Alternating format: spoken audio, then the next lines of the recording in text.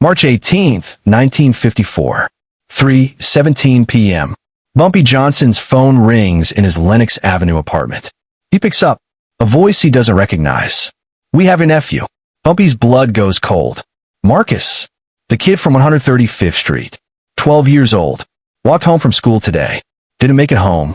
Silence. "We want $50,000. You have 8 hours. If we don't get the money by 11 p.m. tonight, we dump his body in the East River." The line goes dead. Bumpy Johnson stands there, phone in his hand, frozen.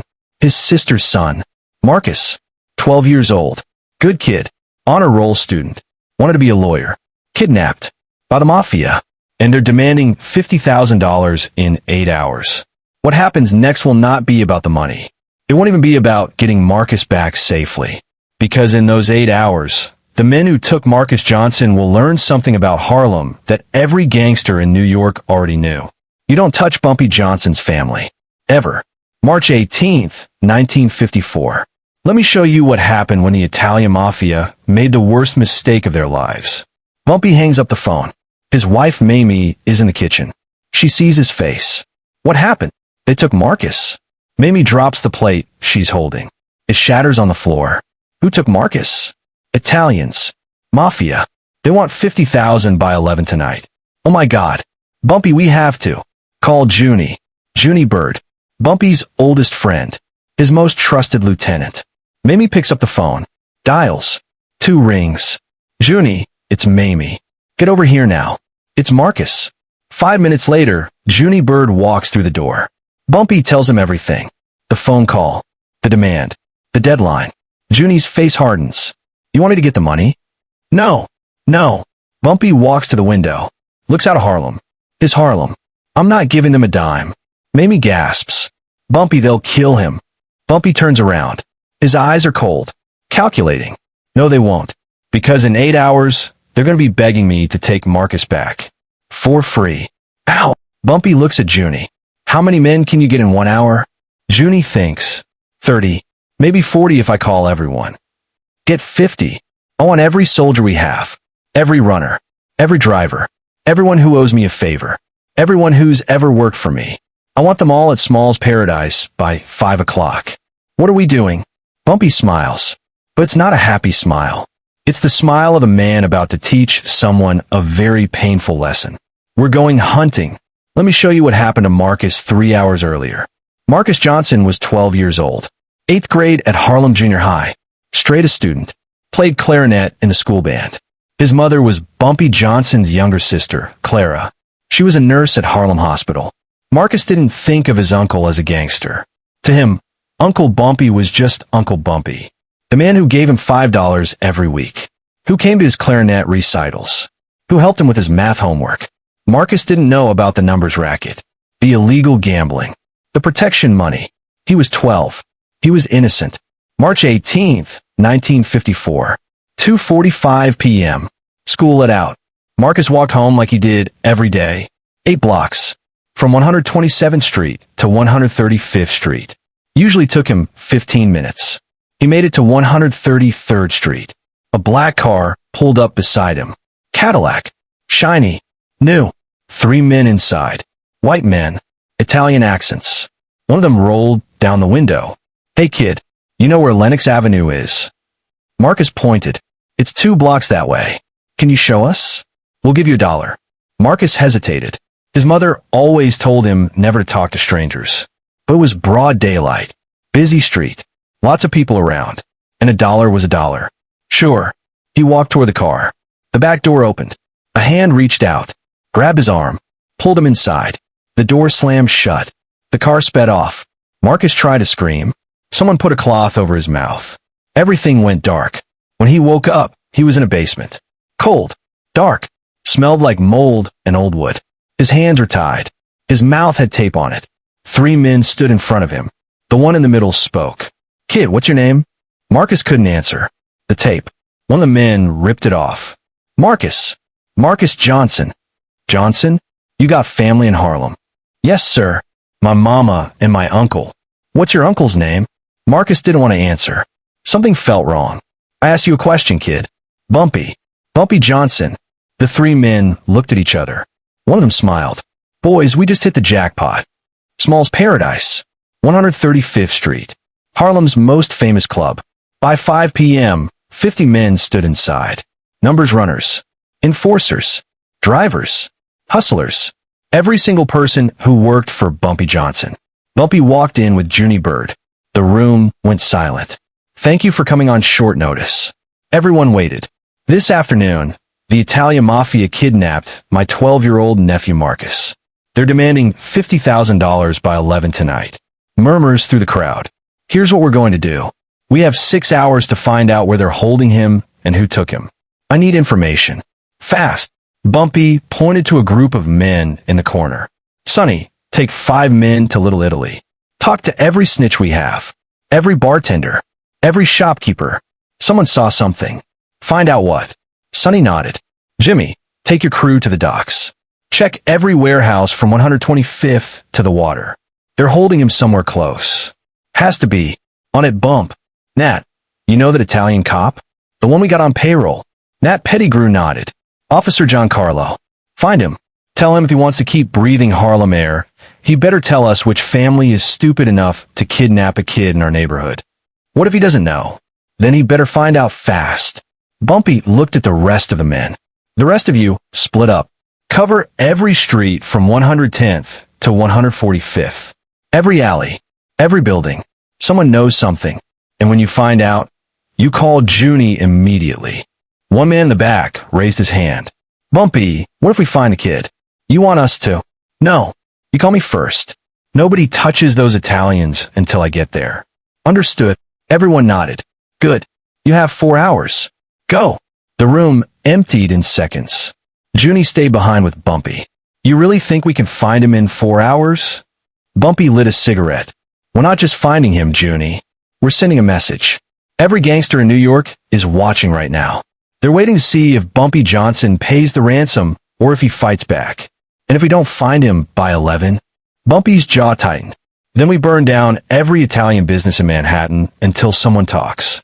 Nat Pettigrew found Officer Giancarlo at a bar on Mulberry Street. Little Italy. Enemy territory. Nat walked in, spotted Giancarlo at the bar, whispered in his ear. We need to talk. Outside. Now. Giancarlo's face went pale. He knew what this was about. They went into the alley. I don't know anything, Nat. I swear. A 12-year-old kid got snatched from 133rd Street at 3 o'clock this afternoon. 3 Italian men in a black Cadillac. Ring any bells? Jesus. They took a kid. Not just any kid. Bumpy Johnson's nephew. Giancarlo's eyes went wide. Oh no. Oh God, no. You know something? Nat, I can't. If I talk, they'll kill me. Nat stepped closer. Put his hand on Giancarlo's shoulder. And if you don't talk, Bumpy will do worse than kill you. He'll make sure everyone in Little Italy knows you're the reason a kid died. How long you think you'll last after that? Giancarlo was sweating now. It's the Moretti crew. Tony Moretti. He's been trying to move into Harlem for months. Bumpy keeps shutting him down. Where's Tony now? I don't know. Maybe the warehouse on 128th. Near the docks. He uses it for storage. If you're lying, I'm not lying. That's all I know. Please, Nat, don't tell Bumpy I talked. Nat walked away without another word. He found a payphone. Called Junie. 128th Street. Near the docks. Moretti crew. You sure? Cop says so. It's worth checking. We're moving. Marcus sat in the coal basement. He'd stopped crying an hour ago. Now he was just scared. One of the men came down the stairs. The youngest one, maybe 30 years old. He brought Marcus a sandwich and a cup of water. Here, kid. Eat. Marcus ate. He was starving. Why are you doing this? The man sat down on a crate. Lit a cigarette. Business. Nothing personal. My uncle is going to find me. The man laughed. Yeah? You think your uncle is some kind of superhero? I think he's Bumpy Johnson. The man stopped laughing. What? My uncle. That's who you called. Bumpy Johnson. The man stood up fast. Ran upstairs. Marcus heard yelling. Arguing. You didn't tell us the kid's uncle is Bumpy Johnson. So what? He's just another N. Just another, are you insane? Do you know what you just did? He'll pay. They always pay for family. Pay? Tony, we just declared war on the most dangerous man in Harlem. Shut up, Vinny. We're getting our money, and that's final. More yelling. More arguing. Then silence. Marcus sat there in the dark. He didn't know what was happening, but he knew one thing. Uncle Bumpy was coming. Junie Bird and 15 men surrounded the warehouse on 128th Street. Silent. Invisible. Waiting. Junie called Bumpy. We're here. 3 men inside. 1 car out front. Black Cadillac. It's them. You want us to go in? No. I'm coming. Nobody moves until I get there. 15 minutes later, Bumpy Johnson arrived. He walked up to Junie. Status. 3 men. We've been watching for 30 minutes. No movement. Lights on in the basement. That's probably where they're keeping him. Exits. Front door. Back door. Loading dock on the east side. Bumpy thought for a moment. Put 5 men on each exit. If anyone tries to run, shoot them in the leg. I want them alive. What are you going to do?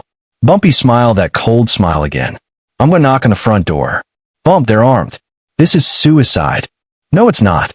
Because they don't want to shoot me. They want money. And I'm about to give them a choice. Bumpy walked to the front door. Alone. Unarmed. He knocked. 3 loud knocks. Silence. Then a voice from inside. Who's there? Bumpy Johnson. I'm here for my nephew. The door opened. Tony Moretti stood there. Gun in his hand. Pointed at Bumpy. You got the money? No. Tony cocked the gun. Then your nephew dies. Bumpy didn't blink. Didn't move. Before you pull that trigger, let me tell you what happens next. I don't want to hear. You see those shadows around this building? Tony looked out. Saw movement. Men. Lots of men. I brought 50 people with me tonight, Tony. 50. And every single one of them is willing to die to get Marcus back. So what? We'll shoot the kid and fight our way out. You will make it 10 feet. But let's say you do. Let's say you kill me, and you kill Marcus, and you somehow escape. Where do you go? What? Where do you go, Tony? Back to Little Italy? You think Lucky Luciano is going to protect you after you start a war with Harlem? You think the other families are going to risk their businesses because you were stupid enough to kidnap a child? Tony's hand was shaking now. You'll be dead by sunrise. Not by me. By your own people. Because you're going to cost them millions in lost revenue when Harlem shuts down every Italian operation in Upper Manhattan. You're bluffing. Am I? Let me tell you what I've done in the last 6 hours. Bumpy stepped closer. I made 15 phone calls. To every Italian business owner who does business in Harlem. Every restaurant. Every social club. Every shop. And I told them all the same thing. If Tony Moretti isn't dead by tomorrow morning, their businesses burn. All of them. Tony's face went white. You know what they said, Tony? They said thank you. They said they'll take care of it themselves. Because you just made them choose between you and their livelihoods. And guess what? You lost. I don't believe you. Bumpy shrugged. Then keep Marcus. See what happens. Or give him to me now, and maybe I'll make a call that saves your life. Tony stood there, gun still pointed at Bumpy, but his hand was shaking badly now, because he knew Bumpy was telling the truth. Vinny, the younger kidnapper, came to the door. He saw Bumpy, saw Tony shaking. Boss, we need to talk. Not now. Tony, we need to talk now. Tony lowered the gun slightly. What? Vinny pulled him aside, whispered urgently. I just got a call from my uncle. From the family. They said to let the kid go. What? No. We're getting paid. They said if we don't let him go in the next hour, they're going to... Tony, they're going to kill us themselves. That's impossible. Bumpy's bluffing. He's not bluffing. My uncle said Lucky Luciano himself called. Said this whole thing is bad for business. Said we're on our own. Tony looked back at Bumpy. Bumpy just stood there. Arms crossed. Come. You've got 30 minutes before my offer expires, Tony. After that, I'll let my men come in and we do this the hard way. Tony's brain was racing. The kid was worthless now. No ransom. No money. Just a liability. And if he killed Marcus, he was dead anyway. But if he let Marcus go, what's your offer? Tony asked. Bumpy smiled. Give me Marcus. Right now. Alive and unharmed. And I make one phone call that tells the Italians in Harlem to stand down. You get to live. You get to go back to Little Italy. And we forget this ever happened. That's it. That's it. But you have to leave Harlem. Forever. You don't do business here. You don't visit here. You don't even drive through here. If I see you north of 110th Street ever again, I will personally throw you off the George Washington Bridge. Understood. Tony looked at Vinny. Vinny nodded desperately. Tony lowered his gun completely. Get the kid. Vinny ran downstairs. Came back with Marcus. The boy was scared. Dirty, but alive. He saw Bumpy and his face lit up. Uncle Bumpy. Marcus ran into Bumpy's arms. Bumpy hugged him tight. For the first time in 8 hours, he let himself breathe. You okay, Marcus? I'm okay. I knew you'd come. Bumpy looked at Tony. You made the right choice. The phone call. I'll make it tomorrow morning. You have 24 hours to get out of Manhattan. After that, the deal's off. Tony nodded. Bumpy picked up Marcus. Carried him to the car. Junie came up beside him. What about them? Let them go. For now. You serious? I'm a man of my word, Junie. I said I'd let them live if they gave Marcus back. They gave Marcus back. And if they don't leave? Bumpy put Marcus in the car. Turned to Junie. Then we kill them. But tonight, we celebrate. Marcus is safe. The next morning, Bumpy kept his promise. He made the phone call. Told the Italian businesses in Harlem to stand down. Tony Moretti disappeared from Manhattan that same day. Rumor was he moved to Philadelphia. Never came back to New York. But here's what most people don't know about that night. It wasn't about the ransom. It was never about the ransom. Bumpy Johnson didn't pay a single dollar to get Marcus back. He didn't trade anything. Didn't give up anything. He won through pure intelligence and strategy. He turned the entire Italian Mafia against Tony Moretti in less than 6 hours. He made Tony so toxic that his own people wanted him dead. And he gave Tony one way out, give Marcus back and run. Tony took it. Because in those 8 hours, Tony learned what everyone in Harlem already knew. You don't kidnap Bumpy Johnson's family. Not because he'll kill you, but because he'll make everyone else kill you for him. Marcus Johnson never forgot that night. He went on to finish high school, got a scholarship to Howard University, became a lawyer, just like he wanted. And when he graduated, Bumpy Johnson sat in the front row. Proud, because that's who Bumpy was to his family. Not a gangster, not a criminal, a protector.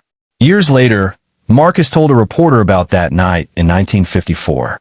My uncle saved my life without firing a single shot. He saved me with his mind, with his reputation, with the respect he'd built over decades. Were you scared that night? Marcus smiled. For about an hour. Until I realized whose nephew I was. Then I knew I'd be okay. Because Uncle Bumpy always took care of family. What did you learn from him? That real power isn't about violence. It's about respect. Fear. Reputation. My uncle could have stormed that warehouse with 50 men and killed everyone. But he didn't. He won the war without fighting the battle. Would you do things differently if you could go back? Yes. I wouldn't have gotten in that car. But I was 12. I trusted the wrong people. Any advice for kids today? Never trust strangers. And if you're lucky enough to have someone like Bumpy Johnson in your family, listen to them. They're trying to protect you. Let me tell you what Bumpy Johnson told Junie Bird after they got Marcus back. They were sitting at Small's Paradise. 2 a.m. Celebrating. Junie asked, how did you know they'd break? Bumpy lit a cigarette. Because I understand leverage, Junie. They had Marcus. But I had something more valuable. What? Their future. I had the power to destroy their entire operation. To turn their own people against them. To make them so radioactive that nobody would work with them ever again. But you could have just paid the $50,000. You have the money. Of course I have the money. But if I pay, what message does that send? That you'll do anything for family? No. It sends a message that kidnapping works. That Bumpy Johnson can be extorted. That if you want money from me, just grab a kid off the street. Junie nodded slowly. So you made an example. I made a statement. Don't touch my family. Don't test me. Because I will turn your whole world upside down before I give you a single penny. What if they kill Marcus? Bumpy's face went dark. Then there would be 50 dead Italians in New York by morning. And I'd be in prison for the rest of my life. But they'd know not to touch my family ever again. You would have really done that. For Marcus? For Clara's boy? Without hesitation. That was the difference between Bumpy Johnson and other gangsters. He didn't just talk about loyalty. He lived it. Want to know what happened to Tony Moretti? He made it to Philadelphia. Got a small job working for the Philadelphia mob. Low-level stuff. Running numbers. Collecting debts. But he never recovered from that night in Harlem. His reputation was destroyed. Word spread through the underworld. Tony Moretti kidnapped a kid and had to give him back for free. He became a joke. In 1957, 3 years after the kidnapping, Tony tried to rob a jewelry store in South Philly. Got caught. Sentenced to 15 years. Died in prison in 1963. Heart attack. He was only 42. When Bumpy heard about Tony's death, someone asked him how he felt. Bumpy shrugged. I stopped thinking about Tony Moretti in 1954. He made his choice. He lived with it. Do you think he deserved better? He kidnapped a child. He's lucky I let him live it all. That night, in March 1954, taught Harlem something important. Bumpy Johnson wasn't just a gangster who ruled through violence. He was a strategist, a chess player. He could have sent 50 men into that warehouse, guns blazing. Could have killed Tony and his crew. Could have paid the ransom and avoided the whole mess. But he did something smarter. He turned the mafia against itself. He made Tony Moretti's own people abandon him. He proved that real power isn't about how many people you can kill. It's about how many people respect you enough not to test you. After that night, nobody in New York tried to kidnap anyone connected to Bumpy Johnson ever again. Not his family, not his friends, not even his employees. Because they all knew, if you take something from Bumpy Johnson, you don't just have to deal with Bumpy. You have to deal with everyone who owes Bumpy a favor. And in 1954, that was half of New York. Bumpy's sister Clara never forgot what her brother did that night. For years afterward, she would tell people, "My brother saved my son's life." How'd he do it? He outsmarted them, outplayed them, made them so scared of the consequences that they had no choice but to give Marcus back. Clara died in 1982. At her funeral, Marcus gave the eulogy. He talked about his mother's strength, her courage, her love, and then he said something that made everyone in the church cry. "My mother had one request before she died. She asked me to tell Uncle Bumpy thank you. Thank you for March 18th, 1954. Thank you for bringing me home. Thank you for being the man who protected our family when no one else could." Bumpy Johnson died in 1968. Clara died in 1982. Marcus is still alive today. He's in his 80s now, retired from law, living in Atlanta, and he still tells that story about the night his Uncle Bumpy saved his life without firing a single shot. Here's what that night in 1954 was really about. It wasn't about Marcus. It wasn't about Tony Moretti. It wasn't even about the mafia. It was about power, real power, not the power to hurt people, but the power to make people afraid of hurting you. Bumpy Johnson understood something that most gangsters never learned. Violence is easy. Anyone can pull a trigger. Anyone can throw a punch. But controlling a situation without violence? That takes intelligence, strategy, patience. Bumpy could have killed Tony that night, but he chose not to. Why? Because killing Tony would have started a war. And wars are expensive, messy, unpredictable. So instead, Bumpy made Tony irrelevant. He destroyed Tony's reputation, his credibility, his value to the mafia. He made Tony so worthless that the mafia wanted him gone. And then he gave Tony exactly one choice: run or die.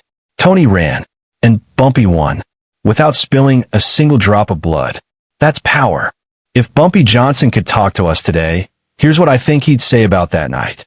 "I didn't save Marcus because I'm a hero. I saved him because he's family. And family is everything. But you didn't pay the ransom. Money comes and goes. Respect lasts forever. If I pay that ransom, I lose respect. And once you lose respect, you lose everything." What if they killed him? Then I would have burned New York to the ground. But they didn't, because they were smart enough to know that killing Marcus meant killing themselves. What advice would you give to people today? Protect your family, build your reputation, and never let anyone test you. Because the moment they test you and you don't respond, they'll keep testing you forever. What do you want people to remember about that night? That Bumpy Johnson played chess while everyone else played checkers. And that's why I won.